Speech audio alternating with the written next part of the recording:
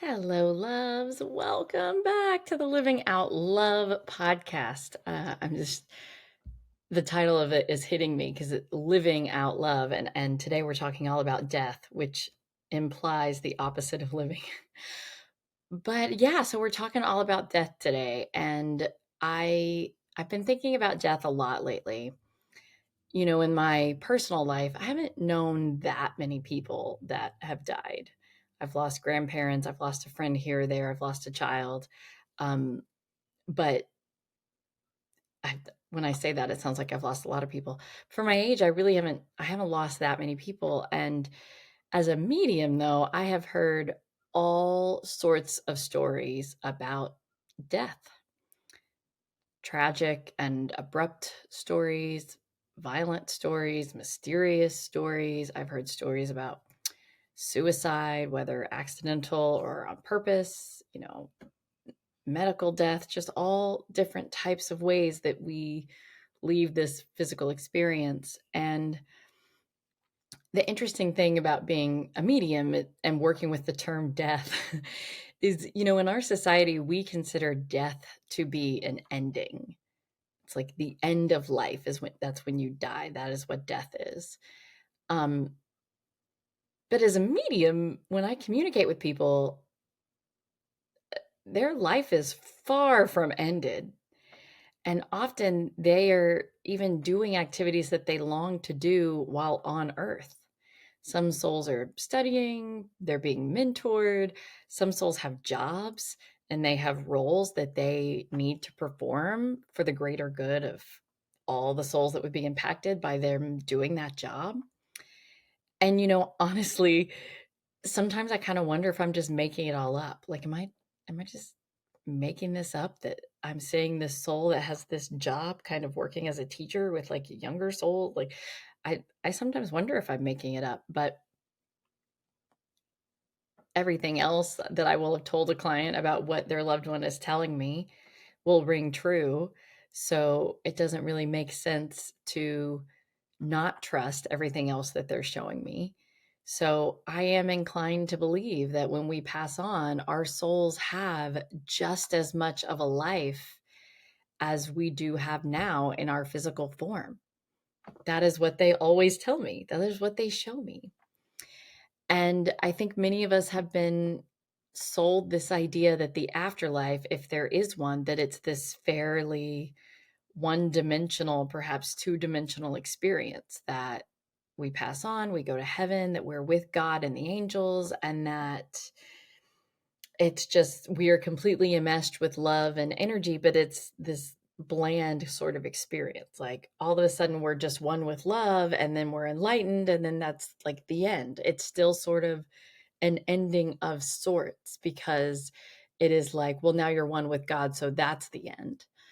Um, but I am over time, I'm changing my belief and I'm believing that actually it's the human experience that is less dimensional than the quote afterlife experience. Perhaps this three-dimensional experience that we have is fewer dimensions than whatever is going on when we leave our bodies. And I don't know. We won't know until we get on the other side. But I'm really inclined to believe that the experience is more vast and more complex and more varied than ours. That we come down to this planet to have this physical experience, to learn these lessons, to have this type of matter, to forget that we're all connected.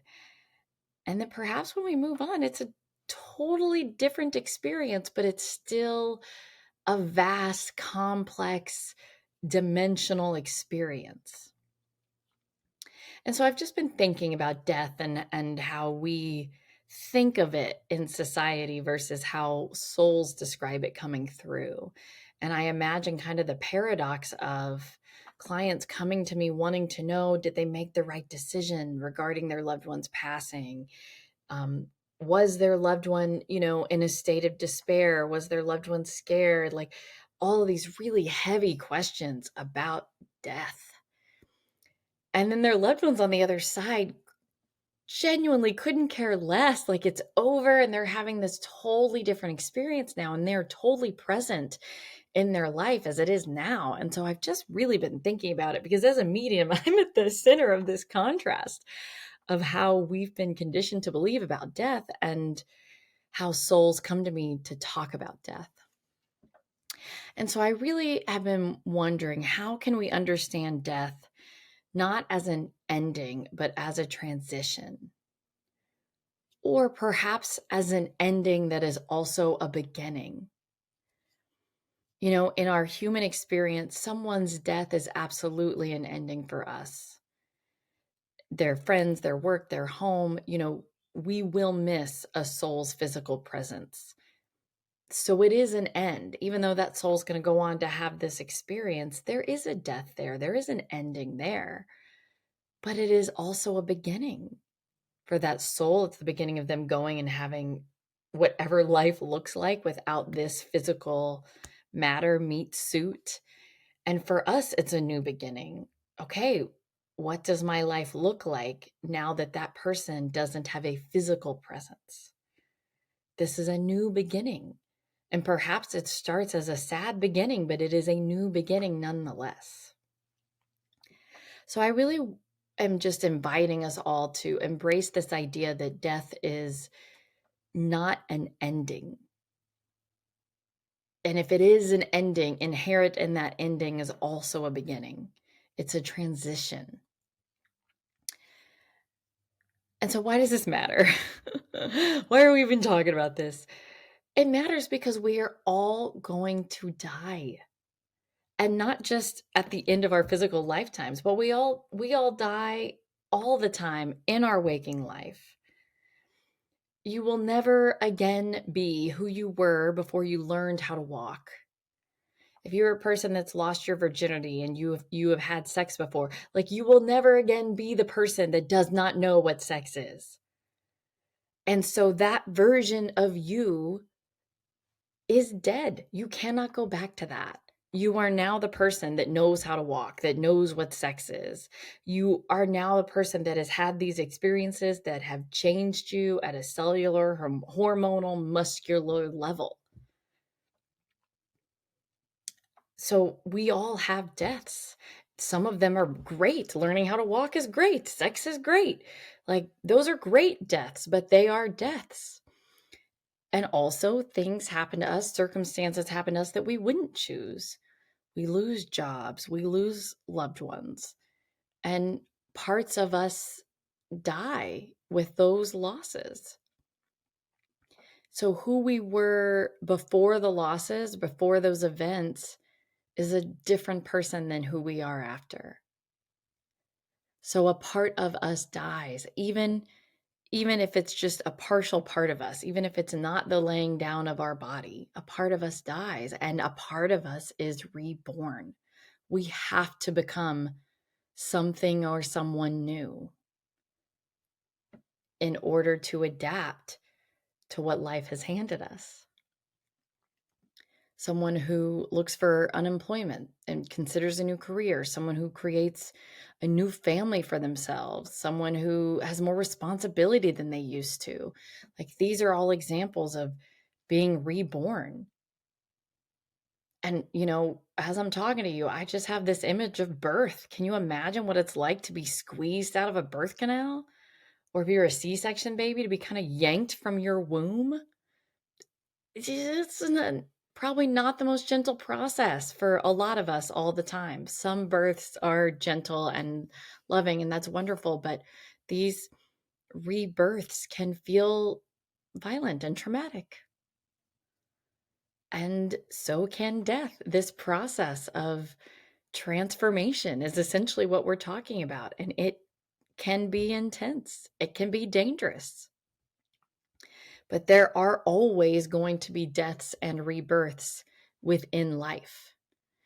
And so how we think about death is much more important than we would imagine, because when these things happen, I'm thinking back to COVID lockdown, which I was going to talk about later in this podcast episode, but when the COVID lockdown happened, it was very traumatic for me. And at a very subconscious level, at a physiological level, there was a part of me that thought I was dying. And I knew that I was not. I knew that, okay, my life has changed and I am adjusting. This is just what life looks like. I knew I was having a traumatic response, but my physiological self thought I was dying because the world as I knew it was over. And so there was a great many parts of me that had to die in order for me to become who I needed to become in that scenario. And so if death is scary, it adds a level of trauma and turmoil to what is already a very difficult situation. But if we can conceptualize death as being transformational rather than an ending, as being difficult rather than scary, and not always even as difficult, then we can allow these changes to happen with more ease and with more grace and compassion. And I want to just remind you, when I say like we are dying all the time, I mean it quite physically. Our liver cells replace themselves every 300 to 500 days. Our skeleton replaces itself every 10 years because our cells have to die to give birth to new cells. So literally in our bodies, we are dying all the time so that we can create the new. And yes, some cells are dying all the time. Think sperm cells. They live like what, 3 days? Whereas some of the cells in our brain, we die with the same cells we were born with. So yes, some cells have a different lifespan than others. But there are parts of us dying at all times. We are very familiar with this process. Intuitively in our bodies, we understand that parts of us have to die in order to create the new. And so what am I really talking about when I'm talking about death and I'm saying we need to talk about death and we need to understand death? I'm talking about dark nights of the soul. That's what we're talking about. We are talking about periods in our lives that can feel excruciating. And often, one reason why I equate death with dark nights of the soul, we usually pair in our mind with something that happens to us, quote, that we didn't at a conscious level, that we didn't choose. And very few of us choose our deaths, at least not consciously. And so we have the death and dark nights of the soul have this theme in common where it feels like it's happening to us, especially at the egoic level. At a soul level, we may have some understanding that we're completely in alignment. But at a personality level, it can feel like I am a victim of this life, or I'm a victim of this death, perhaps. And I want to come back to the COVID lockdown as being a dark night of the soul, as being a death. Collectively, let's think of just a few things that happened. How many of us, our lives completely changed? We lost our jobs or our jobs changed? How and where we did our jobs change? How we spent our time changed? How we saw our friends and family? All of that changed. Many of us today are unrecognizable to who we were in March of 2020. Not all of us, but many of us are. And those of us who our circumstances look the same on the outside, we still carry with us the impact of understanding that all that we used to take for granted can change like this. Especially here in the United States, there were very many of us that took many things for granted. Whether it was drinking water, whether it was food supply, like lots of our systematized infrastructure, we just assumed would always be there. And so having that all turned off like this,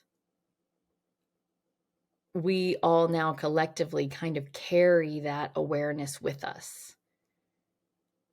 this sense of fragility or impermanence in the way we exist in the world, that it could change.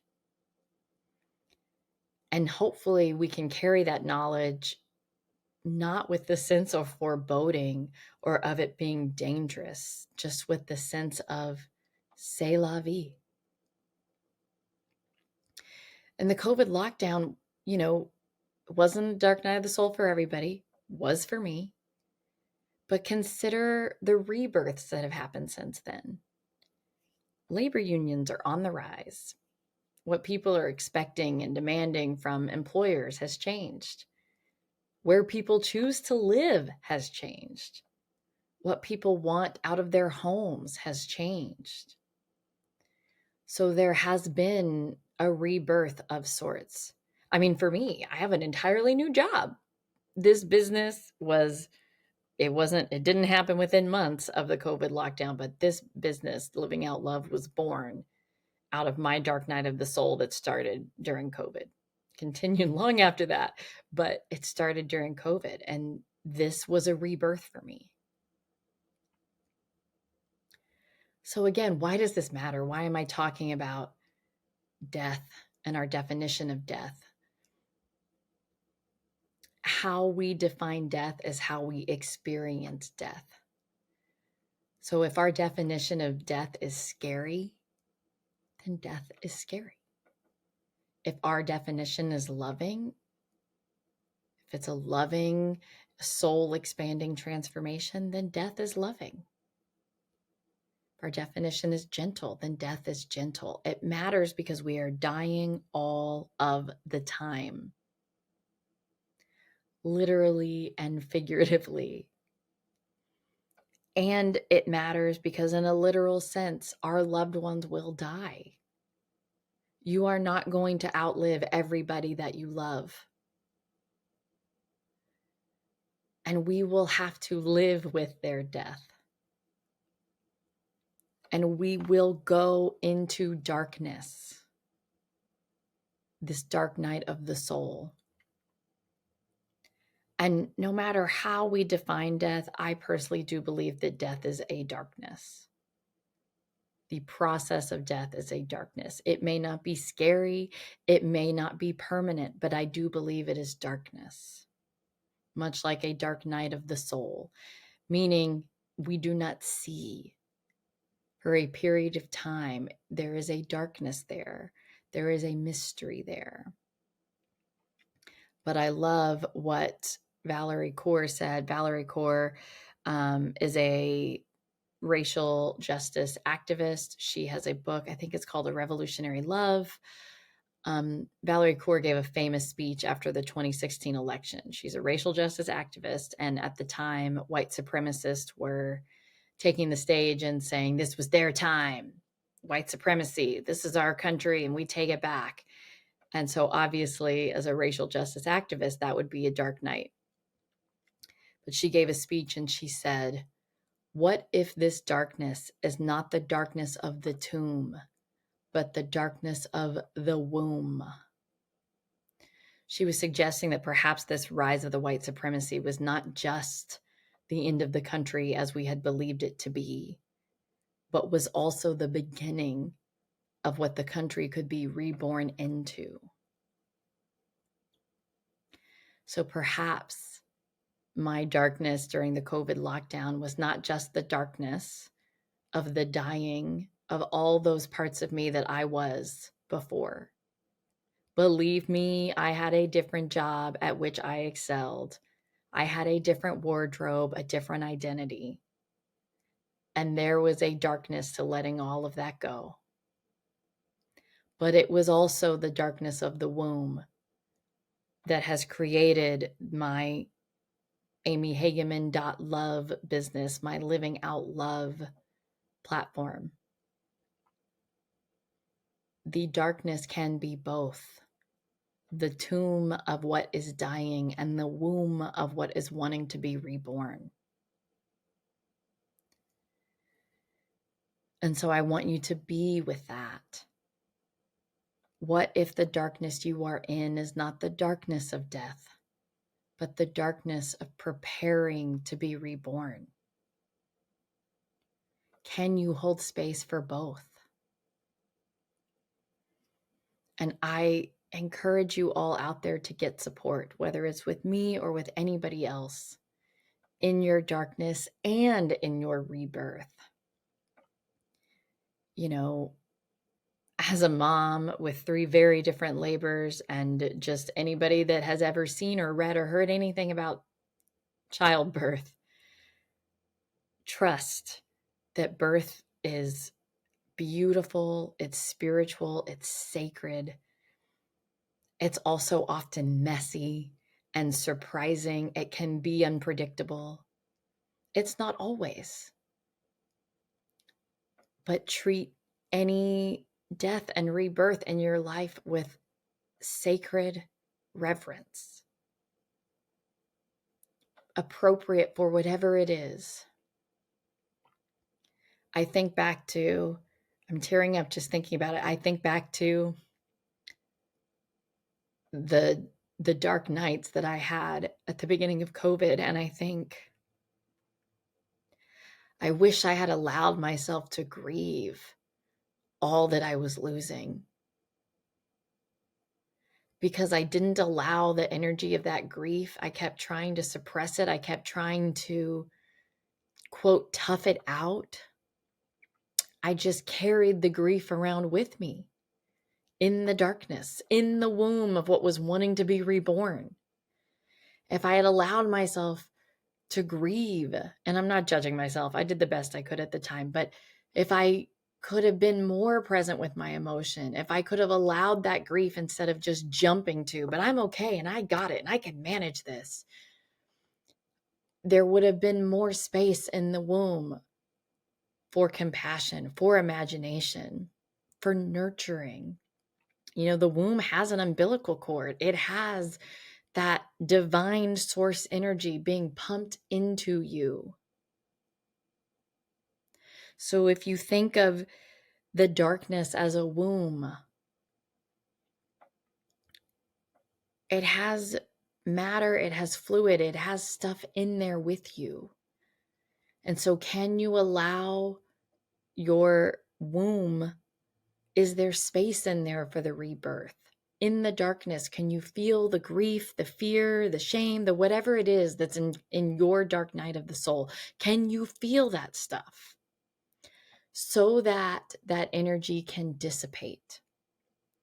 So that there is more room in your womb for divine source to feed you with whatever it is that you most need. It might be energy, it might be rest, it might be compassion, it might be inspiration. You might be at a place where I was just like, I do not care what you tell me to do, God, I'm going to do it because I am out of ideas.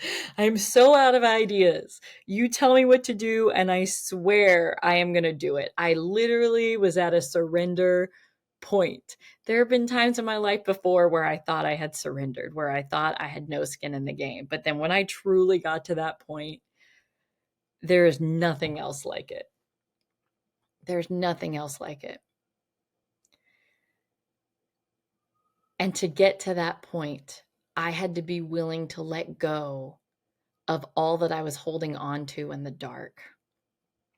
Sometimes we hold on to our grief, our fear, our blame. We hold on to that stuff because we don't know what else is in the dark with us. And so we hold on to our connection to the past, even though it's negative sometimes. But if we can release it, we make room for whatever it is that divine source wants to give us energetically. Compassion, renewal, a balm, a fluid for us to just be in as we prepare for our rebirth. Who you are in the darkness is often directly related to what you believe about death. Death isn't an expansion, but there are many, many contractions before there is a rebirth. So I just leave all of these words with you all today, just to be with and to think about in your life, where are you experiencing darkness? And if you are in the throes of the grief and the fear, I am not saying don't feel the fear. You shouldn't be feeling fear. Of course not. Allow whatever is your process in the darkness, but hold space that the darkness is the womb of your rebirth. And that death is not so scary.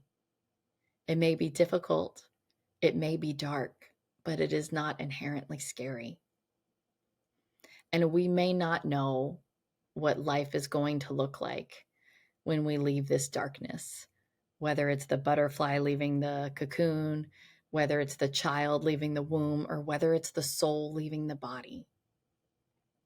We may not know what it is that we are going to be reborn into, but we can trust that there will be something, because we see it reflected all the time. When we connect with our souls on the other side, when babies come out of the womb, when butterflies come out of the cocoon, when trees that have gone into winter bloom in the spring, we have so many examples of death and rebirth.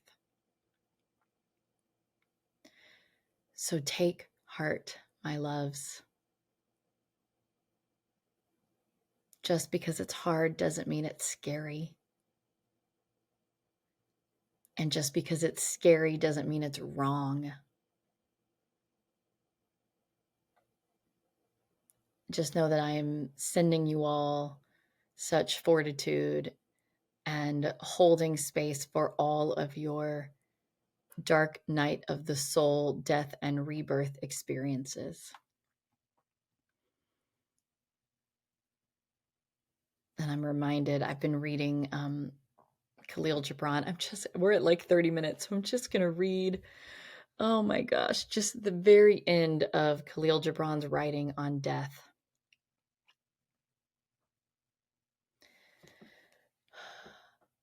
For what is it to die but to stand naked in the wind and to melt into the sun?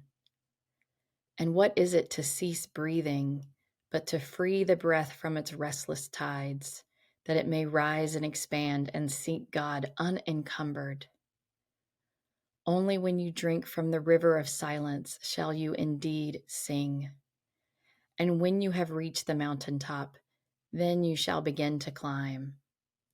And when the earth shall claim your limbs, then shall you truly dance. And I encourage you to read Khalil Gibran's writing on death. Read the whole thing. It's so beautiful. But I just want to leave you with those words. When the earth shall claim your limbs, then you shall truly dance. As a dancer myself, I sometimes daydream about not being encumbered by my body, about having a movement style that's not limited to what this body can do.